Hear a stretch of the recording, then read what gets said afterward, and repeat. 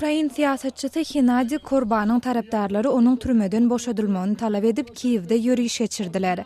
Korban uğurlukda adam alıp kaçmağa gatnaşmakda ve guramoçuluklu cinayetler bilen ilteşiği bolmakda şüphelenilip 30 oktyabrda Dnipropetrovsk sewitinne tutsak edildi. Ukraynada 500 çemesi howpsuzlyk ofiseri Korban'ın Ukrop adlı partiýasynyň edaralaryna ve partiýanyň resmileriniň öýlerinde gözlük işlerini geçirmeye gatnaşdy we ençeme adam tutsak edildi. Pakistanyň Peshawar şäherindäki protestçiler velayet hökümetiniň mekteplerdäki esasy urdu we paştu dillerini ingliz diline çalışmak baradaky kararyna garşy ýürüýüş geçirdiler. Demonstrantlar ýüzlerini Pakistanyň Tehrik-i-Insaf partiýasynyň lideri Imran Khanyň maskasyny giyip protest geçirdiler.